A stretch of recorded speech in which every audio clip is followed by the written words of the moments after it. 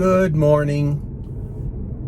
I'm doing a different kind of video today. I'm going out to the eastern border of Colorado and I want to take a look at a wind turbine. I pass many wind farms on my way to car shows in Colorado and Kansas, and I'm curious. I've never been up close to a wind turbine. I don't know how loud they are.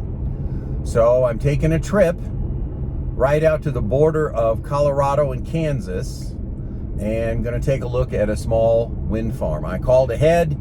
I cannot go right up to the tower. They don't know if there's ice on the blades and they might hit you. You have to wear a hard hat. There's a lot of legal reasons that they don't want you standing right under a wind turbine, and I completely agree. But there is an observation point near a set of wind turbines all in a row. So I'm going to go out there today, take a look, and see what I think. Welcome back to the channel. And if this is your first time, please like and subscribe.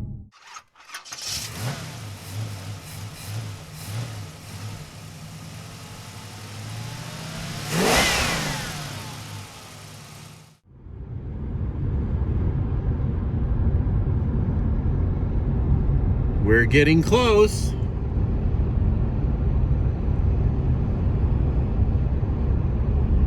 This is the size of the wind turbines I'm going to see. There's a lot of them. Well, the closest I can get is to the side of the road. And there is a slight breeze. I know I'm using my cell phone. I can hear something, but the wind is louder than the turbine, and when the wind fails or drops at ground level where it's not very loud,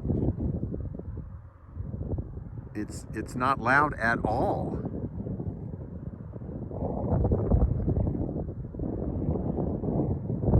I measured it with my decibel meter, and it's hard to say whether the wind blowing in the little cell phone microphone was louder than the turbine. I think it was. It hit 70 to 90 decibels, but I'm telling you, driving in a city is louder than this.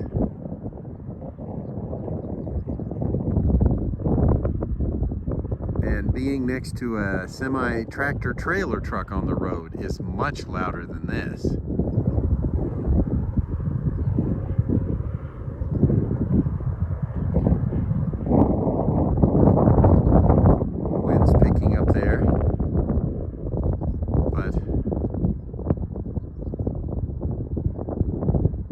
Goodness, I would rate that as absolutely pleasant.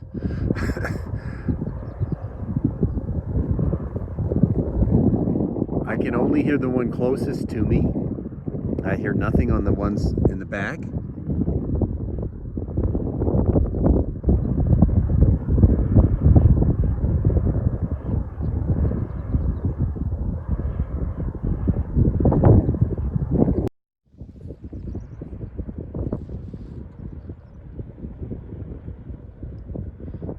Well, I'm much closer to this one. The sound is the same.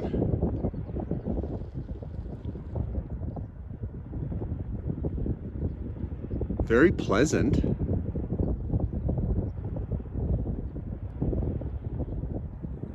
I know I'm using a unscientific method, my ears and my dinky little cell phone.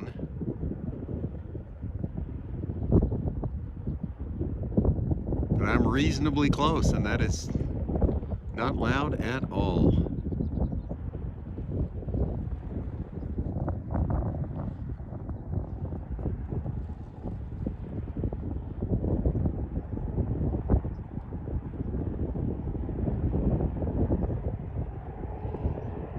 Yep, the car approaching me on the road is actually louder.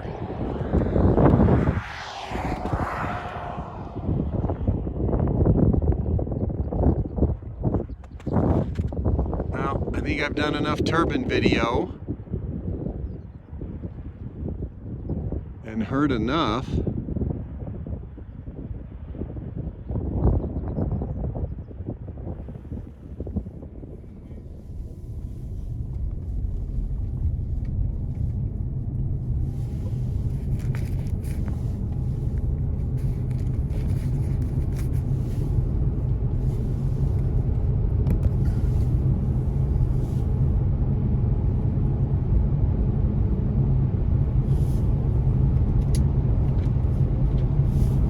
Well, the road noise and the wind noise inside my automobile is louder than being a few hundred feet from a turbine. And I think I have a fairly quiet car.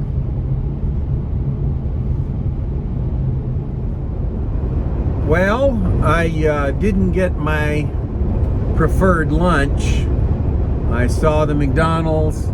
They weren't selling lunch yet. They were only doing breakfast.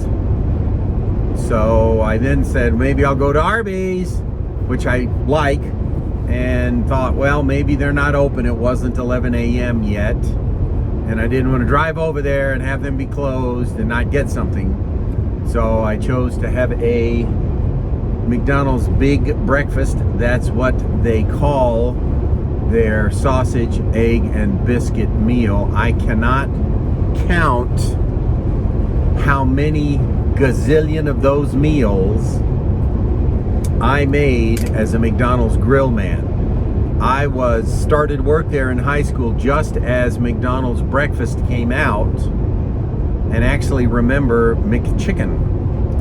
McChicken was, in my opinion, a not too bad, but highly seasoned fried chicken that came frozen in bags, and we had to drop frozen fried chicken into a deep fryer that was the size of a 2/3 the height of a refrigerator. And I tell you what, it started popping and boiling and spitting oil, and you had to reach over the oil reservoir where the chicken was fried in order to close the lid, and you had to spin a thing so it was pressure cooked to be ready in just a few minutes. And the chicken wasn't too bad. I ate quite a bit of it as a McDonald's grill man. I got free meals at McDonald's back then, except for McChicken, which I had to pay half price.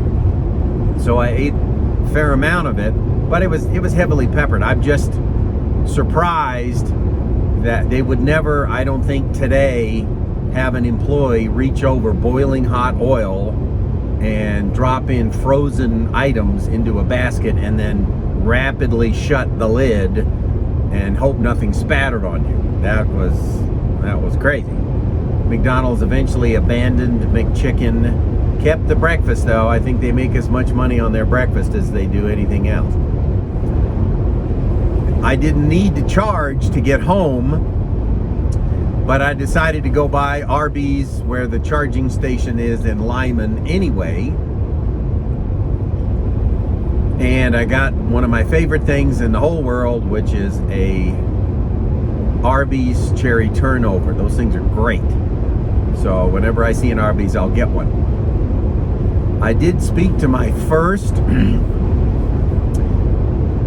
Tesla driver that had rented his car. He rented a Model Y from Hertz. He needs a new car. He wants to try him out. Hadn't used autopilot yet. I'm on autopilot right now. He didn't know much about him, but he seemed to like it. That was interesting. So anyway, I hope this concludes, for me at least, the analysis, evaluation of wind turbines. They are not loud. They are not intrusive in the environment. One of the reasons I like the idea of wind turbines is how much energy they make without burning anything. I looked it up, and to make a megawatt of electricity requires something like 1,100 pounds of coal or 80 gallons of diesel fuel if you use a generator, and nobody at a utility regularly uses diesel, or 7,600 cubic feet of natural gas. That's an insane amount of natural gas required to make a megawatt of electricity. So if you have a typical 2 megawatt turbine, 3 megawatt turbine, and it runs, I'm sure people will tell me I'm wrong, but let's say if I've got it right, if it runs an hour, it generates 2 or 3 megawatts. In 30 minutes of turning, turbine saves 7,600 cubic feet of natural gas. My home is heated with a furnace and hot water heated by natural gas, which is a marvelous clean burning fuel. But if you can save 7,600 cubic feet by having a propeller turn in the wind for a few minutes, wow, that's worth what it takes to put them up and spin them. So that's the reason I really like the idea of fuel-free energy. It saves that much petroleum and fossil fuels to heat my home, which I like. So it's actually, the wind is picked up today. I can see the predictions for the weather for this area are going to be accurate. So if you like what you see, leave a like. If you like my channel, please subscribe. And it's been quite a pleasant trip to go see a wind farm and stand next to a wind turbine. Quite educational for me, and I'm glad I finally got to personally see one and decide whether they are intrusive into our environment or not. So like and subscribe, and see you next video.